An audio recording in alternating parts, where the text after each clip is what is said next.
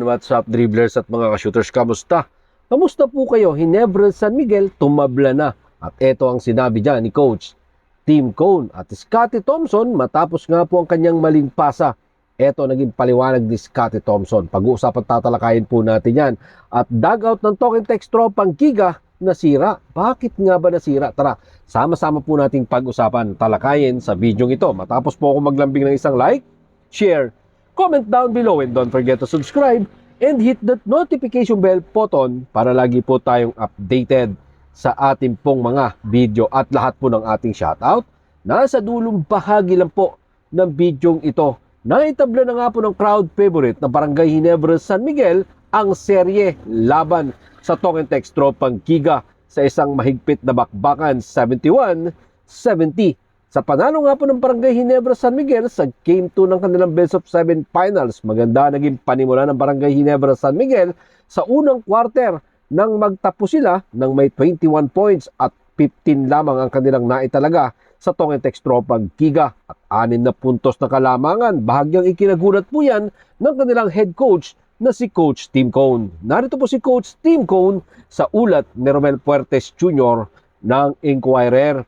Inaasahan ba namin na hawakan sila ng ganon sa second? Hindi, malinaw naman. Pero sa palagay ko, marami ang pwedeng iugnay sa pagkuha nila ng mga magaspang na shot at hindi sila nakakuha ng open look. Yan nga po ang sinabi ni Coach Tim Cone kasi kita talaga sa laban ng dalawang kupunan na walang gustong magpatalo. Parehas ang ganda ng ipinakitang performance. Mostly ang kanilang depensa. Yung ganong klase ng depensa ang kailangan ng Barangay Ginebra San Miguel ng Gin Kings. Yun ang dapat nilang mapanatili hanggang sa dulo ng komperensyang ito. Narito pa po mga dagdag na pahayag ni Coach Tim Cone sa ulat pa din po yan ni Romel Puertes Jr. ng Inquirer. Akala ko sa pagdating sa seryeng ito at sa unang quarter, akala namin magagawa namin ang gusto namin. Pero masyado silang matigas of defensive team. Bumalik kami, nag-isip na number 1 tayo sa defense. Sa conference na ito, maaari naming i-on ang tides at dalhin ang aming sariling depensa sa laro. Yan nga po ang pinaramdam ng Gin Kings. Matapos nga po nilang limitahan ang Talk 'N Text tropang Giga ng 4 na puntos sa second period sa nasabi pong bakbakan. At ayon nga po kay PBA Chief Statistical Fidel Mangonon na ito nga po ang pinakamababang scoring output sa kasaysayan ng isang PBA Finals na nagawa sa isang quarter. At hindi nga lang po yun, binasag din ng Talk 'N Text tropang Giga para sa may pinakamababang first half point.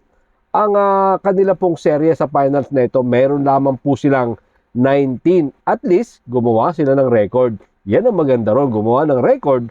Ito nga pong Talk 'N Text tropang Giga sa isang best of 7 final series dito sa PBA. At ito, move on po tayo kay Scottie Thompson. Move on nga at kalimutan ang gusto ni Scottie Thompson. Matapos nga pong mag-error sa huling bahagi ng kanila pong bakbakan. Matapos nga po niyang hindi ma-handle ng tama ang huling possession na nakuha nila. Na nakuha niya yung rebound. Siya nakakuha ng rebound at tinangka niyang ipasa kay Justin Brownlee ang bola na naagaw naman ni Calvin Optana. Pero sa kabila ng error na yan, dahil sa kabuuan ng laro, maganda naman talaga ang kanilang naging performance. Matapos nga pong magtala etong si Scottie Thompson ng kanya pong 16 points, 12 rebound.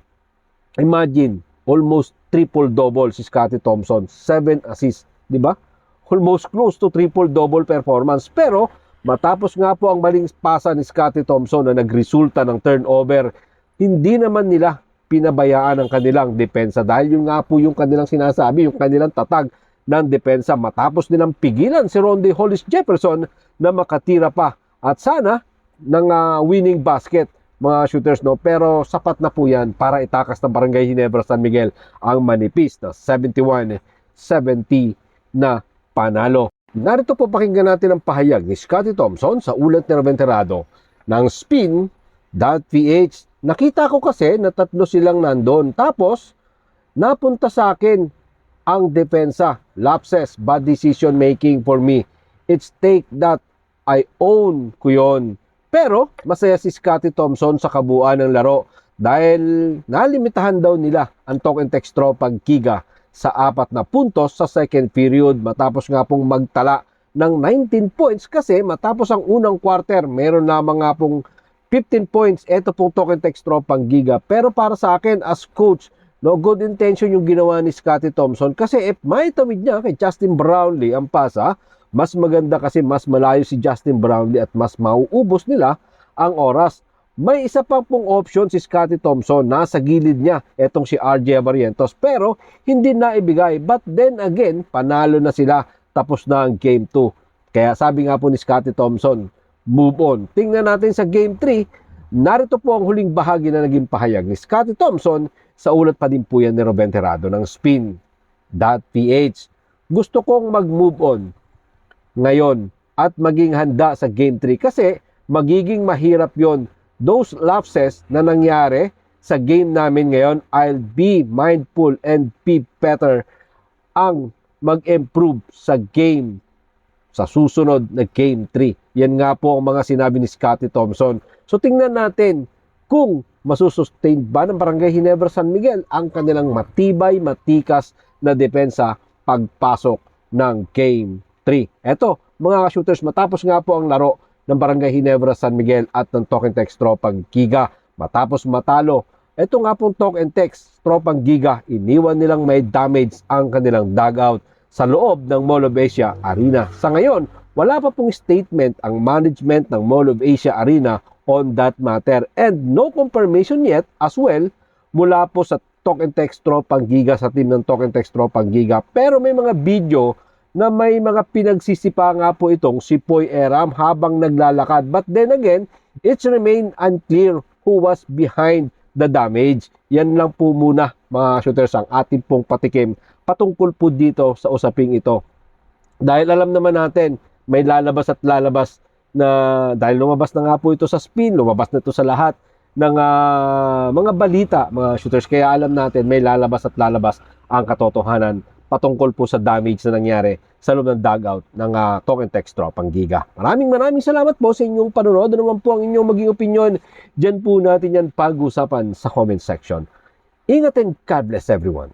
Adjourn, pero katulad po ng ating nakagawian, bago po natin tapusin ang ating video, shoutout po kina